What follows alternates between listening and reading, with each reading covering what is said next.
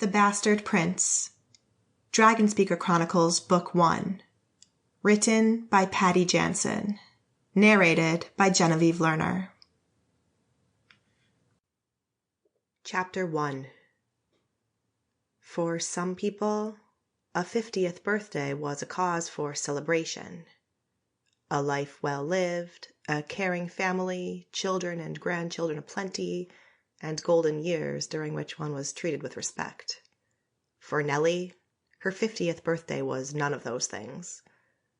She got up early because there was work to be done.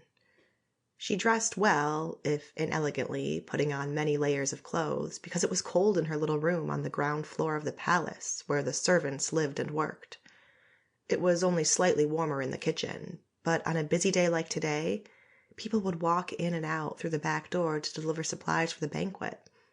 When it was windy, which was most of the time, the gusts came right off the Saar Delta, and that was a big chunk of water where the wind picked up biting cold air and cloying humidity.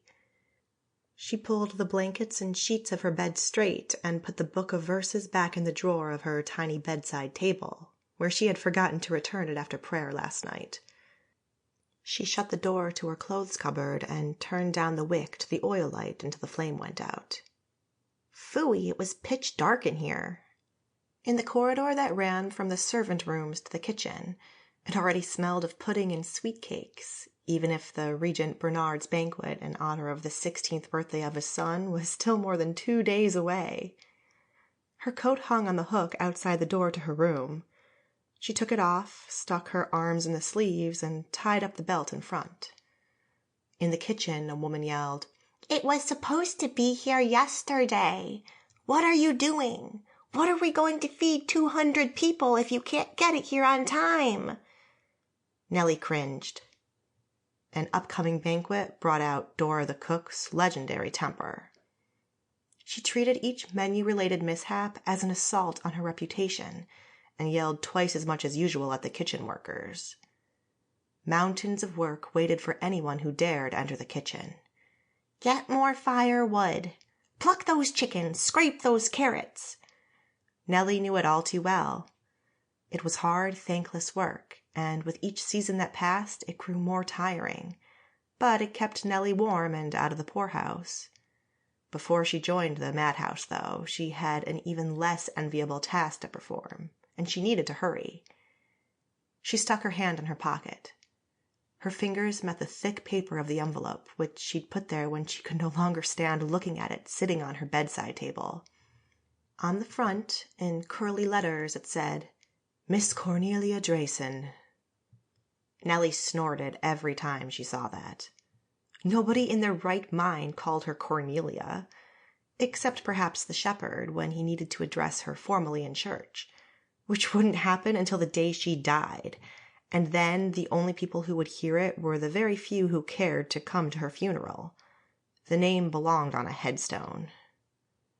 The letter came from the office of the solicitor who had worked for her father when he was still alive and working for the church, and had been written by her father's old solicitor. The letter inside the envelope, which had been delivered by a mail boy when she was working in the kitchen a few days back, had only told her a day and time that the man wanted to see her. Nothing about the reason. It worried her. What did this man want? She walked through the dark hallway. A biting cold wind lashed her face when she let herself out onto the steps. Fuzzy gray clouds chased each other over the choppy surface of the Saar Delta. A seagull floated in the sky, not even needing to flap its wings to stay in the air. A sole fishing boat made its way across, sails billowing and sprays of water blowing over the bow. Bastian, who collected the scraps from the kitchens, fed them to the pigs and chickens, and took the animals to the slaughterhouse, was just arriving at the yard with his cart. The wind blew all his grizzled hair to one side. He greeted Nellie with a wave of his hand.